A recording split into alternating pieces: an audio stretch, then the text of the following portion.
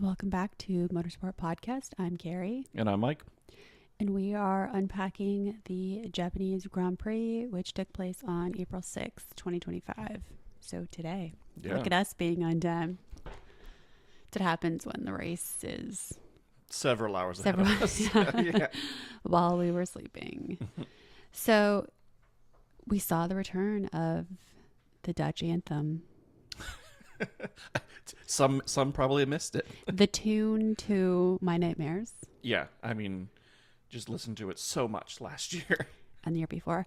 But I will say, so I'm not a Lando fan, in case you have not recognized this to this point. You've either not listened or you haven't paid attention. I also have never been a Max fan. I do find myself, so that dislike of Lando outweighs the dislike of Max. Dare I say you're turning into a Max, not fan, but tolerator? Yeah. So like supporter? No, I wouldn't say we're not going that far.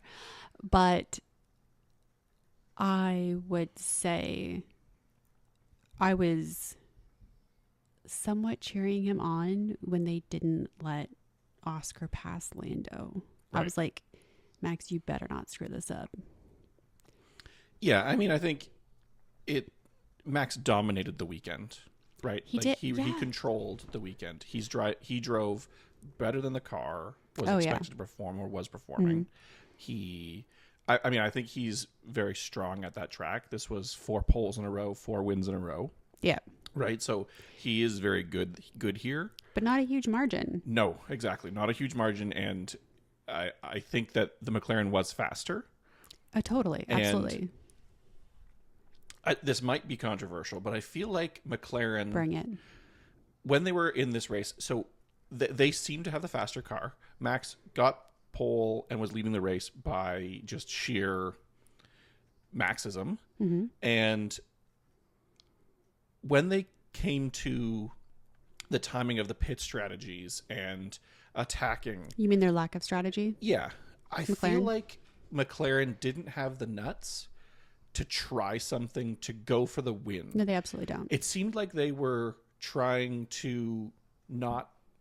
They weren't willing to risk anything. Yeah, they'd resigned to finish second and third, which was ridiculous. And it's like, I don't want to say they won the constructors last year based on luck, but they kind of did, because they got lucky that some of the other teams just didn't get it together fast enough or early enough. And well, they got lucky that Red Bull had essentially one driver scoring points. Yeah, right. And then they had Ferrari, classic strategy gambles. Yeah, but so had Ferrari put it together just even a little bit more, and had Red Bull had essentially any other driver other than Checo or Liam, they wouldn't have won it. No, I mean, well, they won by such a small margin. Yeah, and I feel like it's just such a disservice to be so afraid to upset Lando that you let Oscar just waste away behind, because he could have won that race. He had the pace. Yeah, it would have been interesting to see had they... I think he started calling for on lap, 42 or something like that. No, I think it was earlier than that, wasn't it? It's a fair bit of laps remaining, right? They could have, as the commentators were saying, they could have swapped him, given him some laps to challenge. If he can't do it, then you swap back and you go back to where it was. Yeah. Right? I think this proves, though, that they haven't actually sorted out their team dynamics yet, because if things had been established, then they could have made that call. But they knew, I think, if they started putting too much pressure on Lando, he wouldn't have let him pass. It would have been like one of those, what was it? The one that Oscar, they screwed up. They pitted incorrectly. Yeah, it was Oscar's first win. Yeah, they didn't want another embarrassment like that, because that was an embarrassment. Yeah. You can't manage your driver properly if that's the outcome. And so you're just going to resign to being second and third? Are you just going to help Red Bull win a Constructors' Championship? But I feel but what's also strange, though, is I don't know what their strategists were doing throughout that race, right? Like getting a cappuccino. Yeah, like as Julian Palmer was saying throughout the race, you know, when they went through the pit stops, there was no strategy to go for the win whatsoever. No, they were following Red right? Bull. Exactly. Like there was no effort to even take the slightest of risk, slightest of gamble, slightest creativity. They pitted Oscar randomly. Yeah. And then it was like, oh, Max is going in, you go in too, Lando. Yeah. Right. Same laps. Like, they did that bluff and then nothing. Like, yeah, no undercut, no overcut, nothing. Just what were they doing? Assisting Red Bull in getting their a first win of the season. Yeah, right. But that's honestly what it seemed like, right? Yeah. They accepted. They're like, oh, this is a good story that Max will win. You know? And it was Oscar's birthday. What? Yeah, he could have had that victory. Oh, I didn't know that. Yeah, and like he totally had the pace, and he just sat in Lando's dirty air for that's too bad. lap after lap. Yeah, and so you have to think about like, so he just signed that long-term extension. Yeah, it's like, do you want to stay with McLaren? I know they've got a fast car, but do you want to be the number 2 driver? Because you are. Like, I know they're like, no, we don't do that. There are both number 1 drivers. You're not. Because Oscar can play the team game and Princess Lando can't. He doesn't. Yeah, I don't know. It'll be interesting to see if it continues, because I think that he had some pace. Like, he was putting more pressure on Lando than Lando put on Max at all throughout that race, Absolutely. basically. And it would have been interesting to see an actual race. Well, I'd like to see Oscar, and Oscar is such a good driver, and he's so good. He's such a good person, it seems. Yeah. That he's like, I'm not going to risk crashing into Lando to go for this overtake, right? A lot of other drivers would have done it. How many other drivers would be like, screw this, I'm going to send it, and Lando get out of the way, or don't? I think Oscar's playing the long game. Yes. I think he realizes that, I guess he's decided he wants to have a future with McLaren. Yeah. And he's doing the dutiful driver. But at the same time, like, I mean, we saw it with Valtteri and Lewis. Like, being number 2 for a long time, like, does something to a driver. It wears on you. Yeah. Yeah. Yeah. Pretty soon they're going to call Oscar a wingman, and right? that's when he's going to get upset. Yeah. Right? Well, it is somewhat like, it's like when Valtteri was with Lewis, right? It's a 1-2 situation. If Lando isn't winning, Oscar's winning, or on the podium. Yeah, right? but like Lando's getting favored. Exactly. But he does not have the talent of Lewis. Well, no. I didn't want to say that. You will never have the talent of Lewis. No. Ever. There's a death stare going on here too. So let's talk Jack Doohan's crash in qualifying. So homeboy tried something on the sim, tried taking that turn with the DRS open, worked on the sim. Physics taught him the realities. So I didn't see that. I would be very interested to see how that works in the sim. I don't know. Taking that corner with it open. But it was a brutal crash. I saw this video and I wish I had like actually paid attention to it, but I didn't. I was just like, oof. And it was showing like the importance of the rear wing on downforce. Yeah. And it was in this race where like the whole rear wing just like flips off and then the car just like loses it and just goes into the wall. And it was kind of like that where I was like, oof, Jack. Yeah. So after the last race, you asked the question is, do we think any driver is at risk of not making it through the season? And last time I said no. Jack. But is Jack at risk? I don't want to say, because it is still very early. And he has had a very long standing relationship with them. Yeah, and Alpine doesn't really... They don't flip-flop that quickly. I think he will make it through the whole season. Will he get a seat for next year? Yeah, like I don't know what his contract is. I'm not sure if it's just a year. I feel like that's probably at risk. Also, Liam Lawson. Like, so Isaac Hadjar qualified 7th, finished 8th. He had a strong performance. Strong performance. Absolutely, just let really well Lewis, done. his hero, drive by. Yeah, Probably gave him a little wave, maybe a kiss. And I think Lewis may have seen that as he was going for that overtake. He's like, oh, I'm going past Isaac here. I could maybe be a little bit, more ruthless because he's going to give me space. Yeah, totally. He's not going to defend harshly because, as you say, it's literally his hero going by. He was probably like starstruck. He was like, oh. But Isaac finished really well, like really strong performance by him. Totally. Absolutely. I think he did really, really well. And like some other rookies doing decently well. Behrman finishing 10th. He had a consistent qualifying race, yeah. Antonelli finishing 6th. So I kind of forget getting more points. I kind of forget about Kimi. He's not memorable to me. Yeah. Like he's got to work on that. Because he doesn't have the star power yet. He has to please me. Yes. But yeah, like I feel like I don't pay attention to him in qualifying or the race at all. Like it's just kind of like, oh, okay, yeah. Yeah, I mean, he led the race for a period of time before he made his pit stop. Mm-hmm. So, I mean... He had some fast laps. Yeah. And, he was up there where, he wasn't in the true lead of the race with, tires, but youngest driver to have ever led a race, beat Max's record. So good for him. Because he didn't win this weekend, Max's record of youngest winner does still stand. But he performed really well. And he got some kudos over the radio, and I feel like it's like someone talking to a a child. Right? Oh, totally. It's like, oh, good job, little buddy. Yeah, he's like, I'm doing my best. Yeah, and I mean, really though, he's done really. I'd say he's had a solid start to his Formula One career. Yeah, I would agree. Like he's super consistent. Is he doing anything like wild and crazy? No, but he's bringing the car home and getting good points. Yeah. So like, I'd say like, if I was Mercedes, I'd be happy with the start of his career. Yeah, and I think Toto obviously is looking longer term. Totally, with Kimi. Right? I don't think he was expecting anything really. Some massive numbers no, but this year. He's keeping up but with he's George. Doing really well. He's keeping up with George, as you say. Yeah. He's getting consistent, strong points.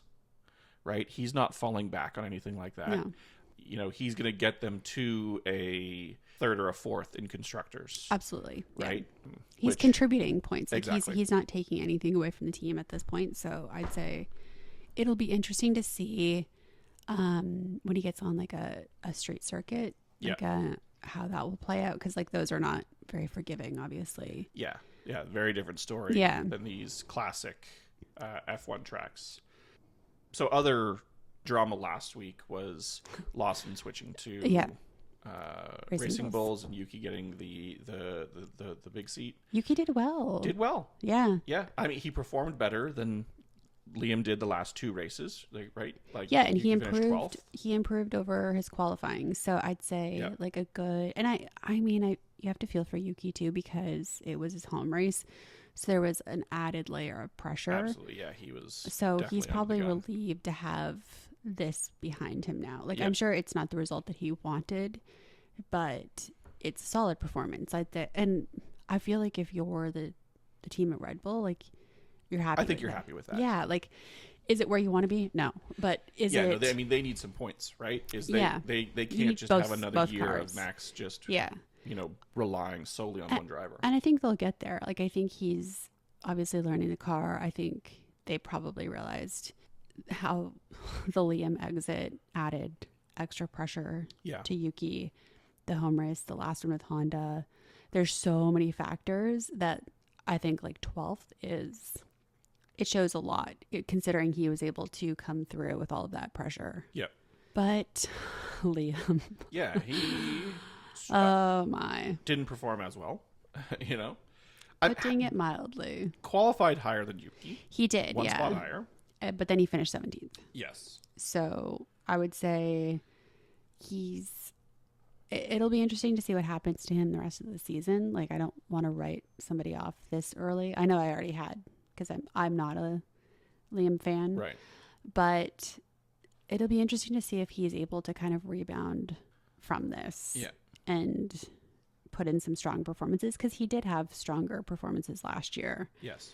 I've read this thing where it was talking, like Yuki was talking about how Pierre reached out to him to be like, hey, like, here's some things I should have done when I was at Red Bull that maybe would have changed the outcome. Apparently Checo reached out, and it was like, Yuki, here to make friends, because Liam had famously said, I'm not here to make friends. Right. And he said the only person that reached out to him was Daniel Ricciardo after he signed with Red Bull. Yeah. And it's like, okay to have that attitude if you are Max at the front of the grid consistently and dominant. I think it's okay to have that attitude on track. Yeah, but like, I feel like he rubs people the wrong way. Yeah, it seems and like it. Now it's just kind of like, well, no one cares. So if you left Formula One tomorrow, no one's going to care. And I think like Yuki kind of thought they were friends before, and I'd be interested to see his outlook on that, because I think you rub enough people the wrong way, they're going to show you the door. Well, I mean, especially like if you don't have the strong stats or the sponsorship backing to keep you, then likability plays a factor. Absolutely, right? Yeah, and he just doesn't seem to have that. I mean, a lot of people are calling into question Red Bull's program, because it's kind of like, well, what are you going to do if you're burning through drivers this fast and you're destroying their confidence after you've poured millions of dollars into their career to bring them up the ranks? Like, but I think that's a fair point. Is they had the massive success with Max, who was, they skipped F2 with Max, right? Like, he came in early, and they were like, we're gonna bring him in, throw him in. He's fantastic. But since then, their junior program has not produced anything super memorable. Well, because I think it's kind of like they were thinking Max is a generational talent, right? Like, he's not. Yeah. He's not. I don't think he's on par with Lewis. Like, I don't. But he's a super strong driver, and I think that they need to realize that maybe follow the lead of some other teams and give your drivers a little bit more time to adjust. Right. And recognize that if you are going to have them in their junior team car, which has been historically not as good, this season it seems faster, allow them time to adjust once you move them from that car to the Red Bull car. Like, it's going to take a minute. There's added pressure. Let it play out. Like, it's not, especially when these people are like, they're so young. Well, yeah. I mean, they're getting younger and younger, right? You get more super license being applied for at 17. But I'm impressed with Isaac. Like, I think Isaac has really demonstrated that he is fast and he's consistent, and and he got his first points, like his first Formula One points this weekend. I think that's a big deal for him, right? Totally. Third race, and he's getting points. Absolutely, that's huge. Really second race, because his first race he didn't actually race. So he crashed on the formation lap. Yeah. So I think that's good. I'm interested to see how that plays out. Lance Stroll had a strong start to the season and now finished a lap down. Yeah, really struggled this weekend. So I don't know what was up with him, what was up with the car. I have to think something was up with the car, because Alonso finished 11th. Yeah, but so in qualifying, like he qualifies last, but he only puts in 5 laps. Yeah, so maybe in Q1. So maybe there's an issue. I didn't track whether there was. Admittedly, I don't focus too much on. No, he's not your favorite driver. He's I thought he was. I know. I thought you were like the president of the Lance Stroll fan club. No, Who is then? Did you hand that responsibility over to somebody else? I think it's still up for grabs. I think the offer's out there. Poor Lance. He's like, I need a fan club. Yeah. But yeah, he struggled a lot this weekend, and yeah, it's tough. Alonso, but as you say, hovering 11th, just outside the points. Yeah, right? I mean, I would say I like Alonso. I think he is obviously a very talented driver. How long are you going to stick around? I think he's still being paid to train Lance. Yeah, he's Lance's coach. Right. I think, but it's like, you're a 2-time world champion, and he has just not had the results. I know they had that strong blip. Was it 2 years ago at the beginning of the year? Yeah, the first half of the season. Yeah. Yeah, I think it was even the first half. It was the first quarter of the season. Yeah, you're right. But then it's like he's just been mid-flight. But I mean, I think he has such a long career, and he is very used to slumps, right? Well, because I feel like most of his career has been a slump. Yes. As harsh as that is to say. Yeah. And like, not taking anything away from Alonso, because he is a fantastic, like, he is very gifted driver. It's more of an anomaly to and have a Lewis career. Yeah. 2-time world champion. Yeah. But he spent years at the bottom, right? I mean, I think it's the reason he left, right? Like, he retired for a reason. Yeah. Well, I think he was trying to get out of his Alpine contract. Yeah. Or no, he retired out of McLaren. Sorry. But I think there's a reason for leaving, right? Yeah. And then he got brought back and had some highs, and is now sort of settling back into mid-fleet. It'll be interesting to see what the grid looks like next year. I know that's kind of harsh to say that. Well, it's also very early, but I mean, there are quite a lot of contracts that are up end of this year, so it'll be interesting to see. Will Nico return? Yeah. Do we think we're going to get an early silly season with contracts? Oh, absolutely. I think so. I think there's going to be. I don't think everyone who's in this year is going to be there next year. No. I think you're going to see a lot of switch ups. Yeah, I mean, I think the biggest one that people are talking about and all the rumor mill is circulating is, predictions that George will be out at Mercedes. Yeah. And speculation I don't think he's going to go to Red Bull. Max will go in to the Mercedes seat. I don't see them changing. I just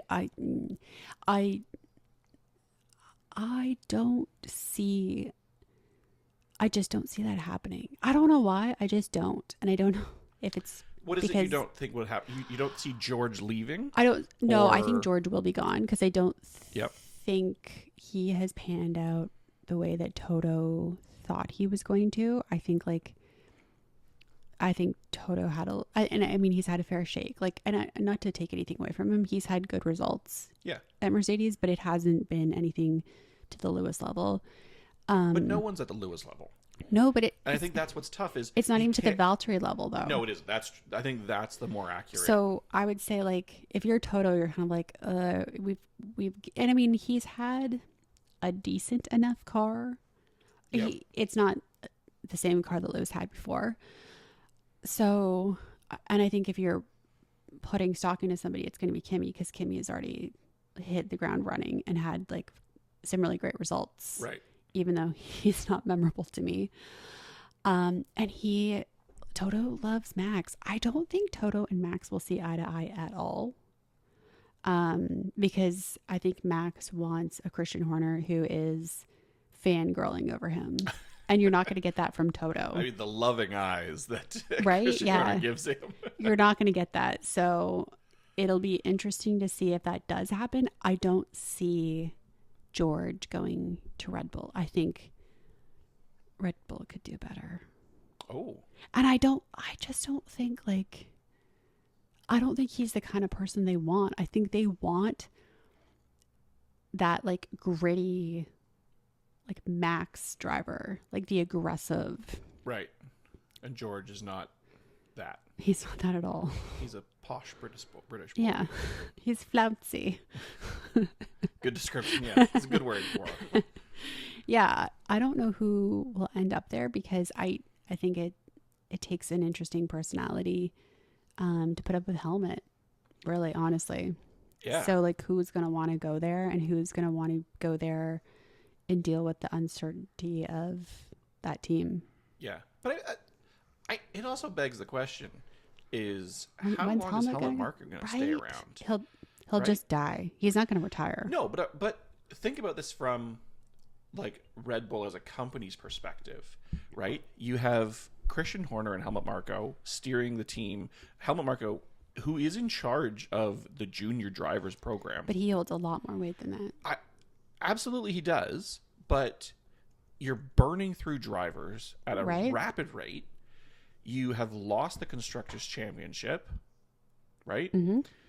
If they don't perform this year, and if they're not at least second in the Constructors, is the younger new leader Mattershit's going to accept that?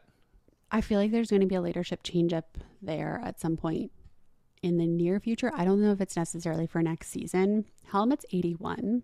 How long you? He's not going to retire. He'll just die. He'll just die one day. Obviously, that will happen eventually anyway. But I think that that's how he leaves Red Bull. I don't see him just. You think so? Yeah.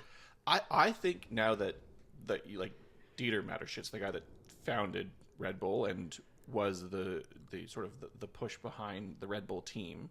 Now that he's gone, I could see he doesn't necessarily have the relationship with the younger leader. I can't remember his name.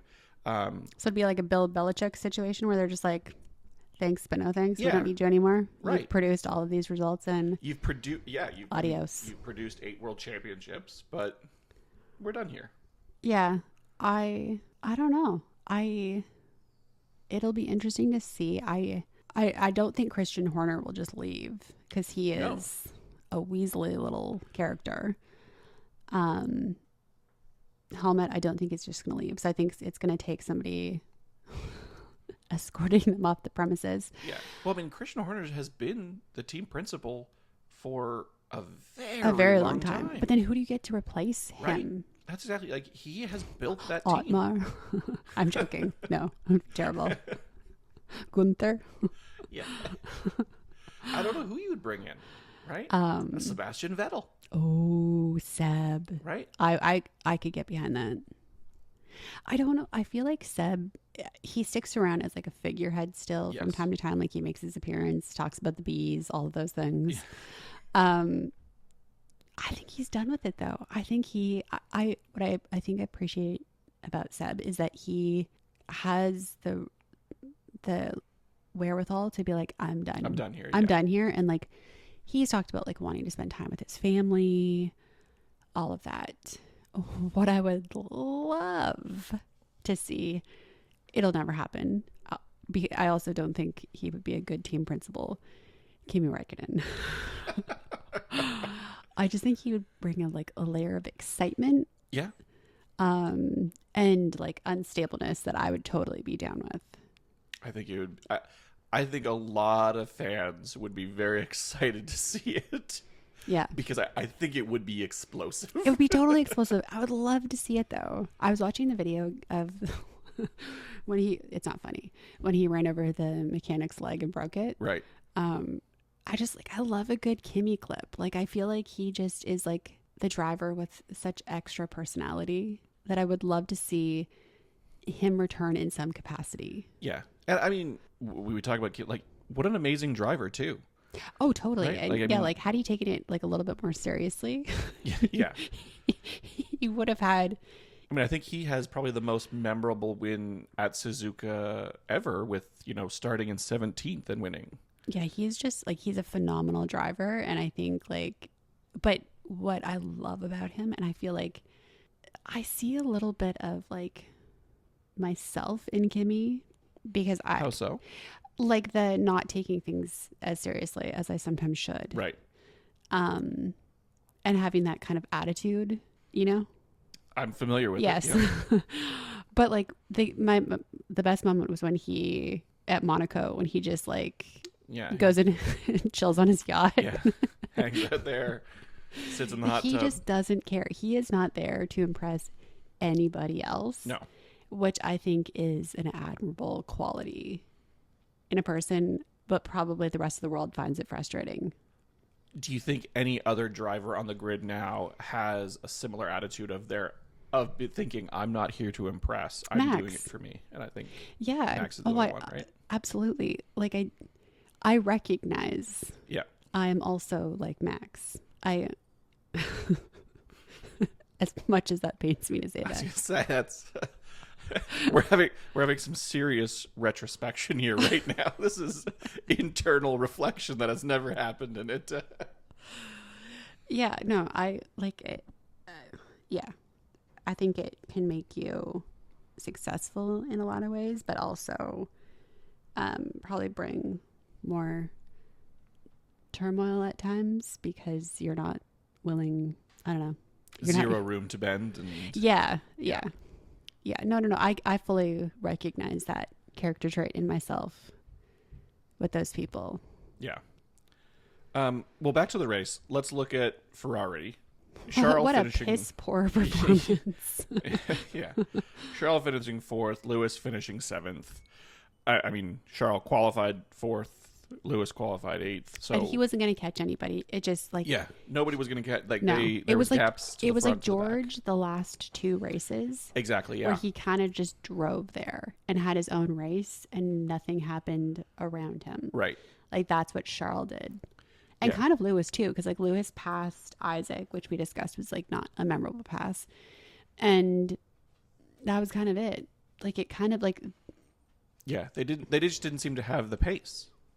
Yeah, but like no one did really. Like no one, like I feel like where they qualified, with the exception of some of the people, kind of at the back, that's where you finished. Well, yeah, the like the front of the grid just stayed exactly where it was. Yeah. Yeah. I found it interesting to watch, and it was exciting to watch, but very few overtakes. Yeah. Very few incidences happening. Yeah. Oh, Lando in the pit. Like, what was that? Like, you're in a Formula One car. You're not in a Jeep off-roading. Yeah. But he makes those mistakes. But I don't think that's a mistake. I think it is he was a mistake. pushing to get ahead. He could have destroyed his car. Like, yeah, but he's hoping. He's hoping, but like, I think he said it. But I think he was right. Is that so? In his cool down interview, or with the post race interview with Hinch, he says, I was hoping to get room, but you're hoping with Max. It's Max, and he says himself, he's like the least likely person to give me room. Right? Like, he's not going to give you room. But you, like, risked your car. Like, I feel like he makes really silly decisions that could compromise. Because we saw that a lot last year with Max. And I don't think Lando has the same level of skill, obviously, that Lewis does. And, like, he is going to struggle a lot more with those, like, toe-to-toe battles with Max than Lewis did. Encounters, yeah, right. Like it's one of those things. But it was just like, pass him on the track, like, or get out of Oscar's way. Like, don't try to like be a hero and off-road your car. Right. Where Max is there, obviously he's not going to move over. Yeah, you could have destroyed. You're running out of room, and you could have like wrecked your race for such a silly error.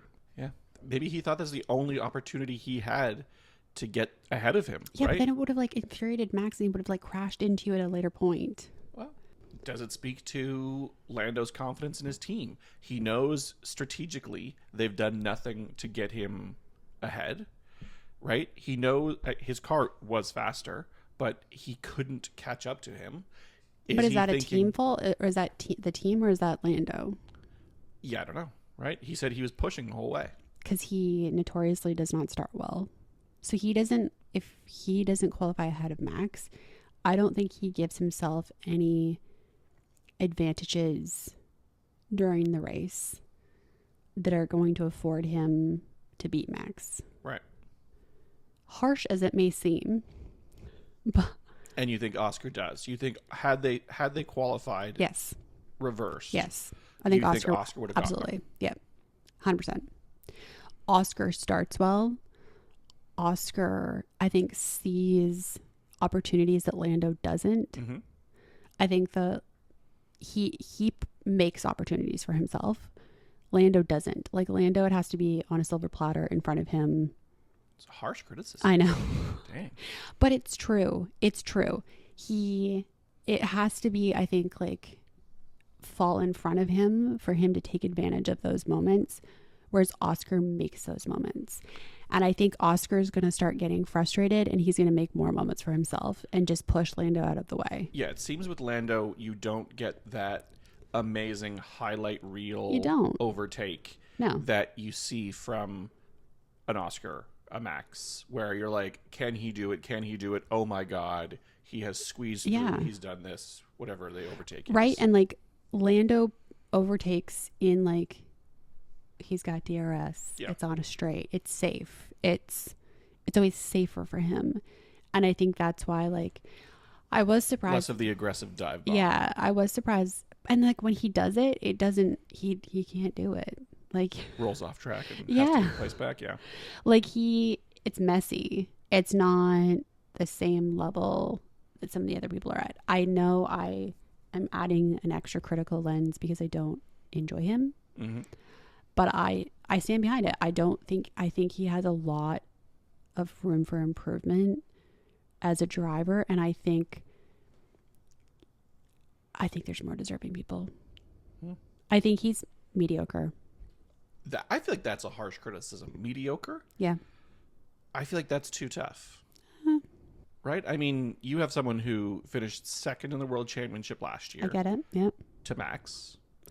If you look back in history, there's going to be other people that have finished second in a World Championship where you're like, not memorable. Yeah, I mean, there are some, for sure. Yeah. Listen, he might win a World Championship. I think it's going to be by accident. I think it's... But you think Oscar's going to win this year? You think Oscar will end up taking the World Championship this year over Lando? No, I think McLaren's going to mess it up. Oh, you don't think either of them will get it?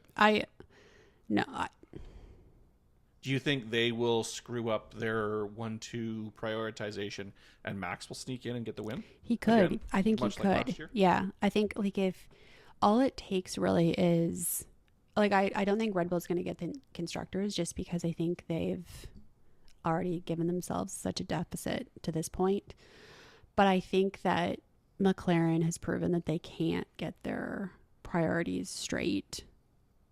And I think they're going to screw it up. And I think that leaves the door open for Max. And I think Red Bull's just, a couple of upgrades away from Max's 5th championship. Right. And then do we see Max walk away from F1? I think you do. I think with a new baby coming, he has piles of money. I think he just walks away. I think he says, he's got a lot of records behind him.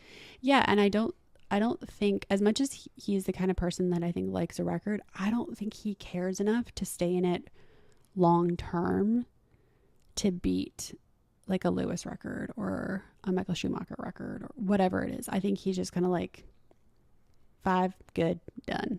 Right. He might be like that with 4, Yeah. I mean, I think 5 in a row would be... I think, yeah. That's a strong statement. It is, yeah. And what else do you have to prove? Are you just going to stay in it forever and keep... He's has been vocal to say, I'm not going to be that guy who's... In it forever. 40 on the grid. Right. He has said he's well past his halfway mark. Yeah, and I think, like, the car has been a challenge for him last year and this year. Do you want to do it forever? Like, do you want to just go out with the team that you've won potentially 5 in a row and that's that? It would kill Toto. Toto would be devastated. but I kind of see that as a very strong possibility. I think there will be, I mean, obviously I don't know what his contract looks like, but I think there's going to be enough that happens over the course of this year that if he wants to pull the plug, he can. Yeah, I think we will see some shifts in drivers throughout this season, and I think there will be some surprises of some major names moving. I mean, nothing to the degree of last year's preseason Lewis shift to Ferrari, but yeah, I think we will see some big names shifting around. I think so too. So it would be exciting to see. I would love an Oscar to Red Bull. Oh, but he's just extended. He's just extended, but you know what? Didn't Christian Horner say he wanted Oscar? He did. Yeah, but I think the amount of money... And he has that relationship with Mark Webber. But how much money would they have to pay to break that contract? But if Max retires, what are you going to do? Yeah. Christian Horner knows Oscar could win a world championship. Yeah. And he's young. They could lock him in long term. You heard it here first. Red Bull, if you want me to negotiate that contract for you, I'm available. I am a ruthless negotiator. Yeah. One person I want to talk about is Alex Albon. He was like... He has always been so polite, so nice. Mm-hmm. And I think this year we're starting to see some... Anger's not the word, frustration, maybe a little bit of frustration, but enthusiasm and some spiciness from his communication. Yeah. And I'm wondering what the trigger is. Carlos Sainz. Right. So he finally has competition in the Williams. A very strong competitor. Yeah. And I think he is trying to demonstrate. I think like he still has like a bit of an axe to grind over his Red Bull exit. Yeah. And that, you know, you go from the top team to basically the bottom team. And he's had such strong performances in that car, but he's also had, I mean, other than Colapinto, he's had lackluster teammates. Yeah. Well, yeah. So I just feel like But do you think he's feeling the pressure? Yes. Of it, or is it that he knows that with the two of them, they can take such a giant step forward as a team, and it's just sheer passion that is coming from him, that knowing that with Carlos and himself, they can, you know, finish top 5 constructor, get major improvements in, and then see a massive shift in his performance for the following seasons? I think so. I would be interested to see how they had positioned Carlos coming in to Alex. I wonder if at all it was, he's like, if they use the word leader anywhere, and it's triggering to him as the leader of that team for so long. I think that Carlos obviously is still trying to figure that car out. I think that Carlos is going to really kind of start to pick up pace quickly. Yep. I think he feels threatened by Carlos. And I think, because we also have to remember, like last year, Colapinto got very close to Albon. Yes, he did. So I think he started to feel the pressure after having like Logan around for a couple years. Yeah. Like, yeah. Year and a half. And no pressure there. Yeah. So I think it's the pressure from having a very strong teammate who really should have gone to Red Bull, and knowing that the team is on the cusp of actually, like, I don't want to say like their return to greatness, because I still think they're very far off from that, but I think that like they could do a huge jump ahead, and he's like, there's 2 strong drivers, we could really finish high in the constructors. I use the word high like loosely because they're not going to finish in, I don't top think 3 or 4. I don't think they're going to be a winning team. No. In the coming years. No, but he's probably like, you're blowing an opportunity. Yeah. Like that came through this race because he had qualified decently. Qualified 9th. Yeah. Yeah.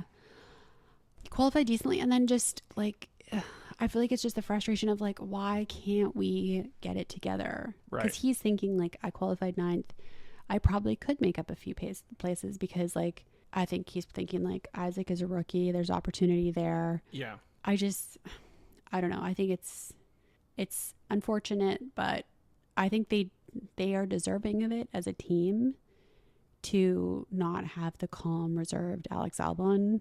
I like it. Yeah. I think it's good. It's just surprising every time. Exactly. It is. And I think I see it as passion and frustration, right? I think he's expecting more steps from the car. Oh, totally. Yeah. And if they address something like this needs to be fixed, why isn't it fixed? Exactly.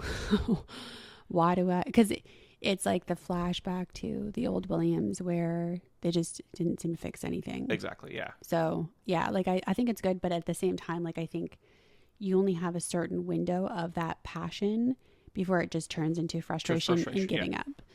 So hopefully they don't blow that, because they have, I mean, these are 2 talented drivers. They haven't had they're both talent excellent like this in a long time. No, they're both absolutely excellent drivers.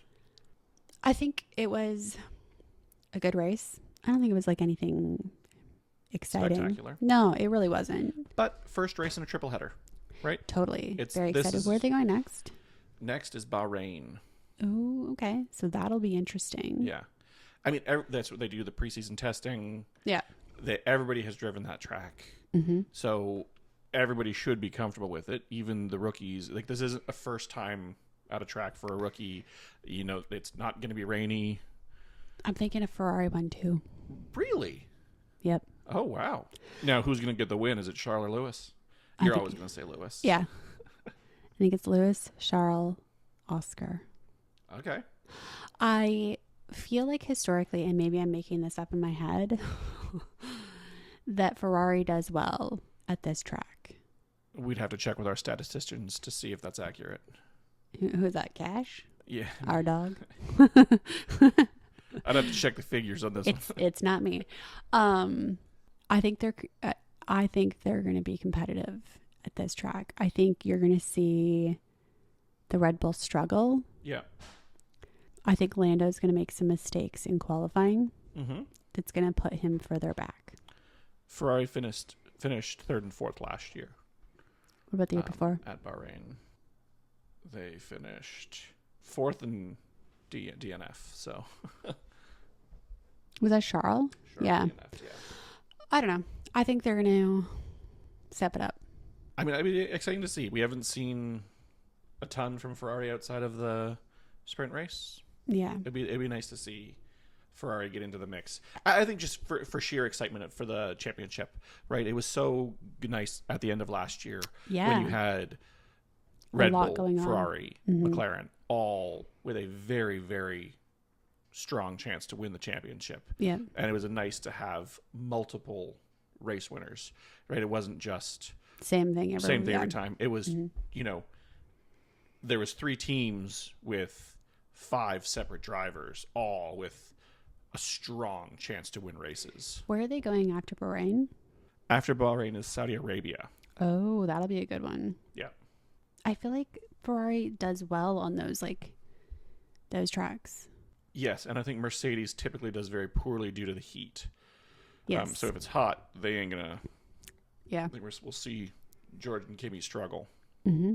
Those typically are fast for McLaren though as well. So I'm speaking that like I have the stats in my head as well, which I simply do not. I'm going based on memory. Yeah. Yeah. So I think that's that. Who do you think is the rookie that's going to have the highest finish next race? I think it'll be Antonelli again. Really? Yeah. I'm going Isaac. Yeah. I don't think Isaac will get there. I think I'm not saying he's going to podium. No, I know that. Yeah. I wasn't implying that, as harsh as that may sound. No, I think the Racing Bull is faster on the one lap than it is in the race.